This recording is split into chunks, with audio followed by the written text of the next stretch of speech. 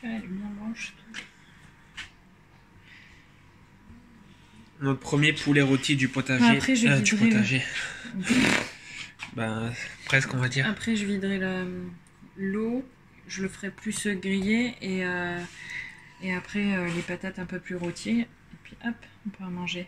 Mais d'abord la petite, on va la faire manger. Quelle heure là? Là, il est 19h30. Après, on peut manger la petite. L'autre, il est là-dedans.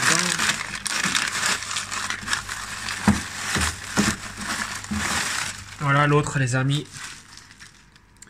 Poulet de chair, fait soi-même.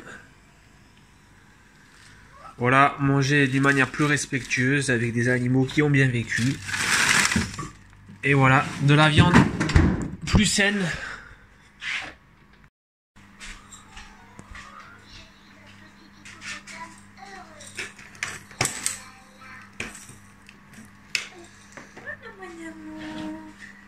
Bon app. Bon app. Voilà, je vais vous filmer ça. Ce matin, il fait tout simplement beau. C'est-à-dire qu'il a gelé cette nuit. Et tout le terrain, il est recouvert d'une fine couche blanche. Et voilà, je trouve ça super beau de le capter en image. Donc je vais vous montrer un petit peu les animaux parce qu'on a 2 nouveaux coqs. Donc là, je leur ai rempli de l'eau depuis la douche parce que bon, l'eau elle a gelé ce matin. Du coup, je l'ai vidé, j'ai mis de l'eau chaude pour qu'ils puissent en boire pendant un moment.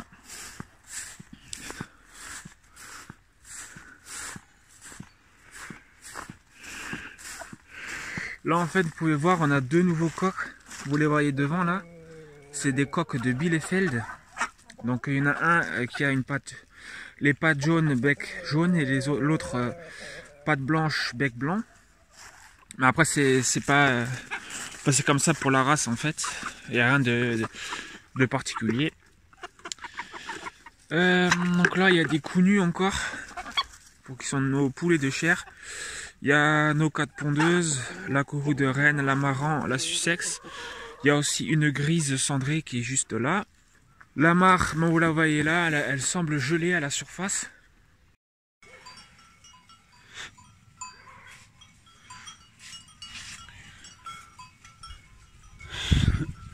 Bonjour.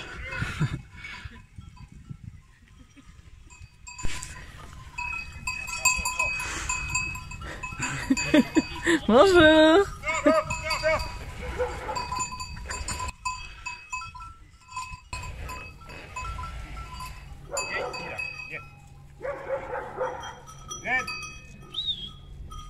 Viens à droite.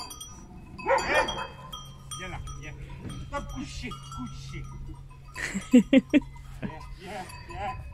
Viens.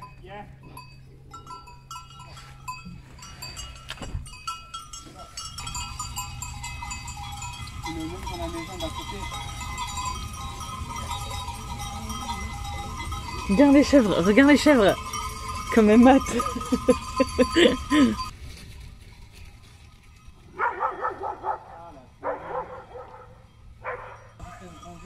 Ah bah... En même temps, je sais pas, ils sont combien? 50?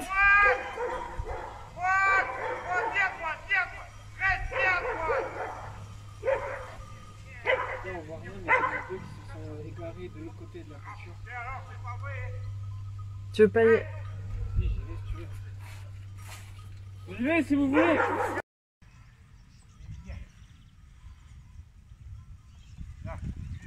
Pas de souci, monsieur, bonne journée. Salut les copains et bienvenue dans ce nouveau vlog. Donc on est dimanche 28 janvier, il est 7h du matin. Donc je me suis déjà levé pour aller attaquer la clôture. Parce que bon, les dernières semaines j'ai clôturé une dizaine de panneaux.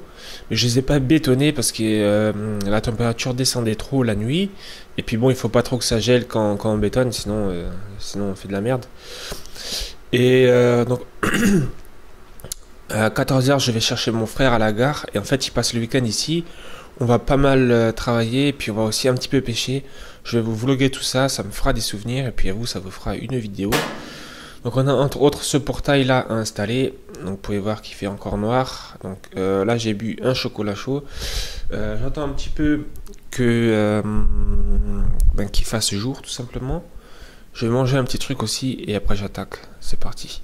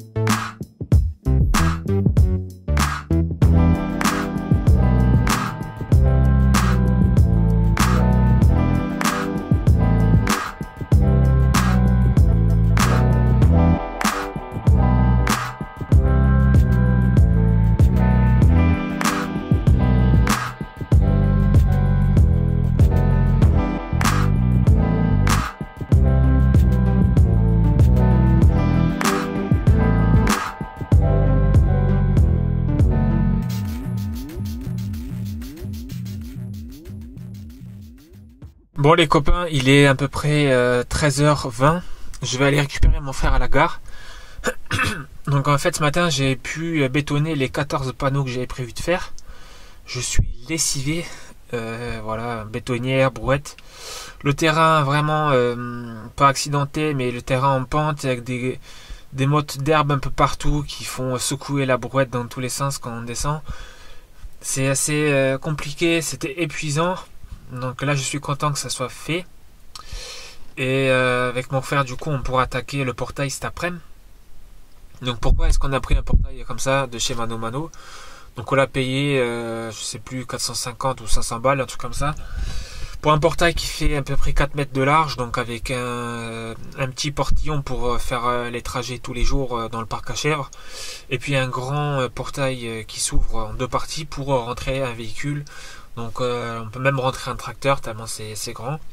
Parce que voilà, une fois ou deux fois par an, j'irai du coup avec mon fourgon dans le champ. Voilà, il y aura toujours des trucs à faire. Après, vous allez me dire pourquoi je ne l'ai pas fait moi-même. Mais d'une part, je suis pas très doué, j'ai pas trop d'expérience là-dedans, donc j'aurais pu faire un truc quand même, parce que bon, ce que je fais jusqu'à présent, j'ai pas non plus, c'est plus ou moins les premières fois que je fais tout ce que je fais sur ma chaîne. Pourtant j'arrive quand même à me débrouiller, je trouve. Après un portail, j'aurais pu consacrer du temps à faire un portail en bois, machin, mais il n'aurait pas été aussi bien qu'un truc neuf et vraiment bien propre. Et puis j'aurais galéré et pris beaucoup de temps, et sachant que j'ai énormément de choses encore à faire sur le terrain, ben j'ai décidé de ne pas consacrer du temps sur le portail, mais acheter un truc propre qu'on paye en 4 fois. Et voilà, je suis sûr que c'est de la qualité et je ne me serais pas agacé, j'aurais pas perdu du temps là-dessus. Et j'aurais gagné du temps pour avancer sur la clôture en attendant.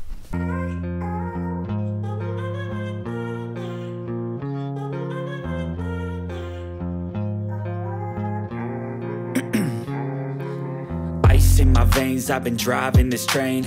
Years in this lane, there's no stopping this flame. Cause I came to the game and I changed it to play how I like, rearranged it to my own domain. Yeah, I got what it takes, made lots of mistakes, taking shots, skipping breaks, feeling lost, feeling great, popping off, singing straight, never stopped, never changed. All the squad here to play and I've got something to say, yeah.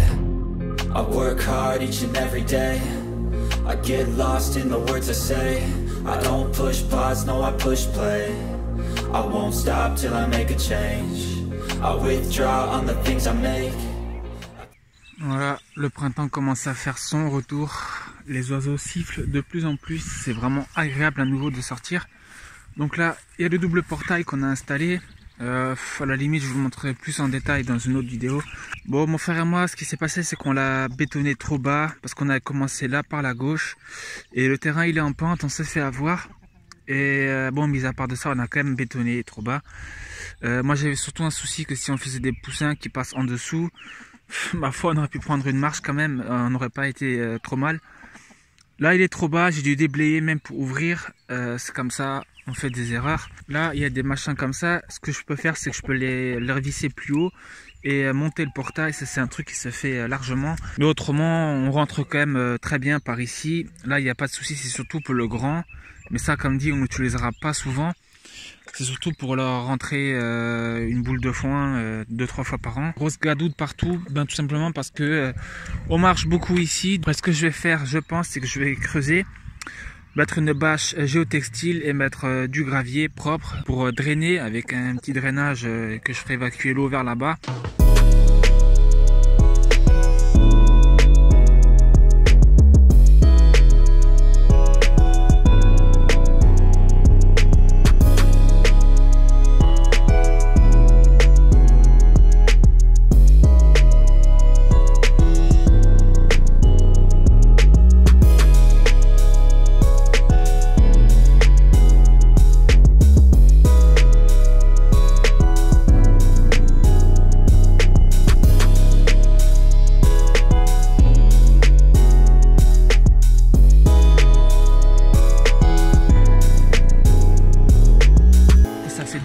Qu'il boite.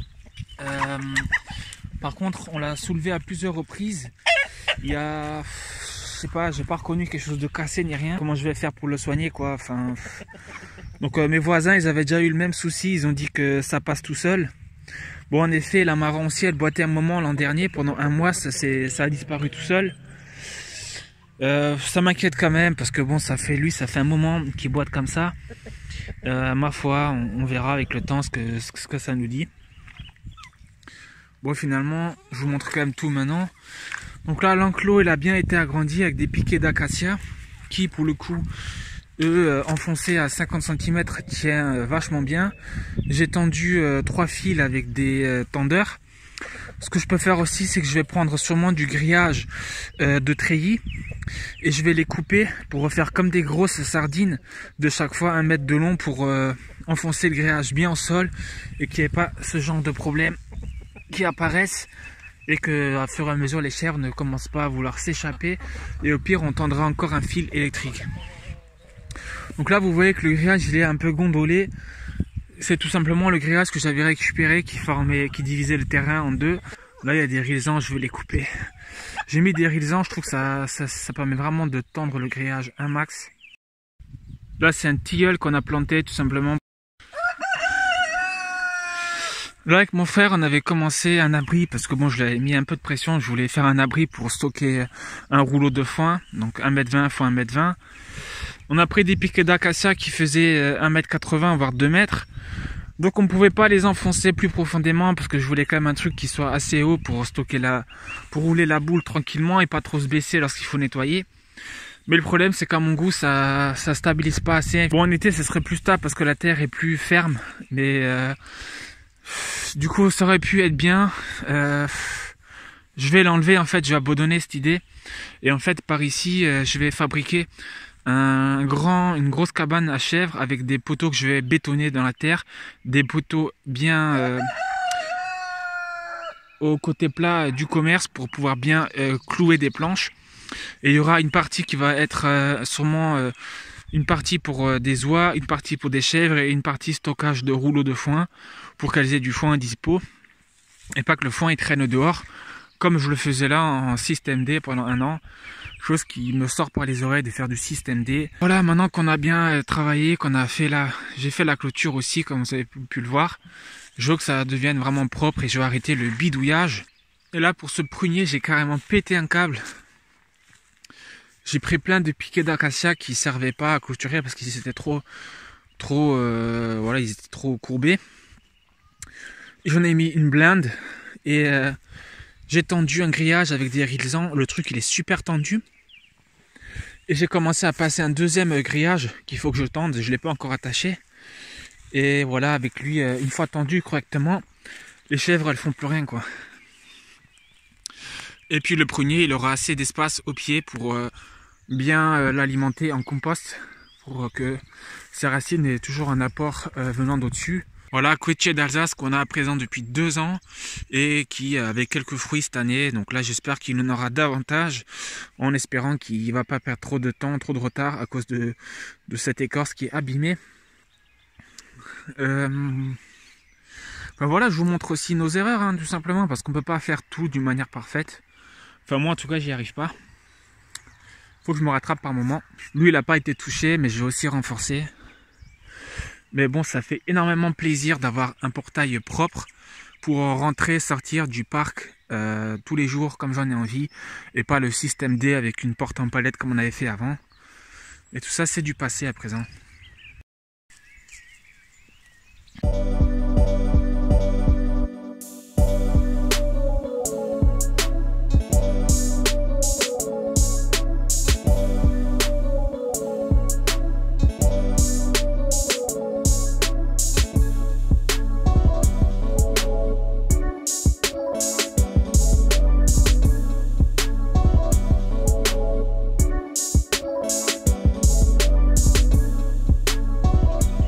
Là, nous avons la mare, donc il y a quelques vidéos à ce sujet dans la playlist mare sur la chaîne.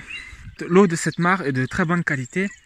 J'ai fait des prélèvements à l'épuisette et j'ai prélevé énormément d'escargots d'eau, des sangsues et d'autres invertébrés. Ça prouve une bonne qualité de l'eau parce que des sangsues et des escargots sont assez compliqués au niveau de la qualité. Et ce que j'ai fait en fait, c'est que j'ai introduit des ablettes que j'ai pêchées, qui sont aussi assez, comment dire, les ablettes elles aiment bien l'eau propre, et en fait les ablettes je les vois. Je vois des V nager régulièrement quand je me balade, et je leur ai mis aussi une pompe pour tout simplement leur faire un peu de brassage et oxygéner l'eau. Donc après, la mare, elle est alimentée en eau par ce tuyau en PVC, par l'eau du toit tout simplement. Donc il y a énormément d'eau qui rentre dedans lorsqu'il pleut un petit peu. Et autrement, il y a aussi un fossé drainant qu'on a fait tout le long là-bas et qui ramène l'eau vers la mare. Et c'est un fossé qui coule vraiment à flot lorsqu'il pleut. Et là, ça coule continuellement pendant 1 ou 2 jours, même s'il a arrêté de pleuvoir, ou même s'il pleut un peu en tout cas, parce qu'on récolte pas mal l'eau du dessus. Et vu que la terre elle est argileuse, l'eau ne s'infiltre pas, elle glisse et on se la rattrape pour la mare, contribue au renouvellement de l'eau tout simplement. Et là, j'ai fait une évacuation. Parce que bon, on pouvait pas, parce que l'eau elle commençait à cracher, à déborder n'importe comment de la mare, vu que maintenant on dirige davantage l'eau. Et là j'ai créé une sortie assez rudimentaire, nulle on va dire, mais qui fait l'effet dans un premier temps. L'idée c'est de faire une sortie propre en PVC, faire une deuxième mare là-bas en bas où il y aura des oies canards, et après un deuxième tuyau en PVC qui mène l'eau dans le fossé pour avoir une mare à palmipèdes ici et une mare à poissons avec de l'eau non souillée par les palmipèdes, donc une eau propre ici. Parce que là on va tout simplement clôturer et rejoindre le portail pour qu'on ait le côté mare chez nous, pour qu'on puisse en profiter davantage que si on devait à chaque fois aller chez les chèvres et les poules qui nous marchent un peu dans les pieds. Ben voilà, et puis surtout pour pas avoir des palmipèdes dans cette mare et que l'eau reste le plus propre possible. Cette eau on l'utilisera aussi pour arroser le potager avec une belle pompe.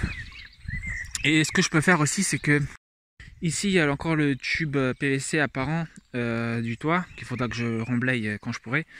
Je ne pourrais pas mettre un Y ici ou un T avec un tube qui ressort pour brancher une pompe de ce puits à ce tuyau pour remplir la mare lorsqu'en été le niveau baisse, pour que les poissons aient de l'eau fraîche et pour qu'on ait de l'eau de la mare pour le potager, parce que je me dis elle sera plus riche en nutriments que l'eau du puits tout simplement. L'avantage d'utiliser l'eau de la mare pour le potager, c'est qu'elle sera moins froide que celle du puits, et en été j'ai pas envie de faire un choc thermique aux plantes si on arrose les plantes en plein été le soir avec l'eau du puits qui est vraiment très très froide, et cette mare qui sera un petit peu réchauffée quand même. Cette mare a énormément aussi de végétation subaquatique avec, bon je connais pas les noms en vrai. Bon, il y a des plantes, je voulais mettre quelques rushs. Il y a aussi de l'herbe grasse au milieu, il y a des lentilles d'eau, etc. C'est quand même riche en biodiversité. Bon, je vous les montre là aussi, on a récupéré 4 Brahma, tout simplement d'un sauvetage de personnes âgées qui devaient rentrer en maison de retraite. On nous a demandé si on pouvait les récupérer, on les a récupérés. Ben voilà, nous on est content d'avoir ces poules, on les trouve très très jolies, les Brahmas. Même si c'est pas les meilleures poules pondeuses, c'est pas les meilleures poules de chair, nous on s'en fout, c'est aussi des poules très très belles. Et des grandes poules, c'est joli quoi. Puis après, si elles se croiseront avec le coq Bielefeld, le coq de Bielefeld qui est une grosse variété aussi, on aura des poules très très grandes quand même. J'avais l'an dernier un délire avec des poules battant de Pékin. Finalement, j'en prendrai plus des poules naines ou semi-naines là, parce que avec des... Ben, maintenant qu'on a un grand coq, ça servira à rien. De toute façon, il les défoncerait lorsqu'il les montrait. Et puis, on a un tellement grand terrain, je préfère prendre des grandes poules. Surtout que les battants de Pékin, elles ont pas mal de plumes au niveau des pattes. Et c'est plutôt des poules à mettre sur un gazon bien entretenu, de l'herbe courte, qu'un pré comme chez nous qui par endroit a une patte aux joies tout simplement.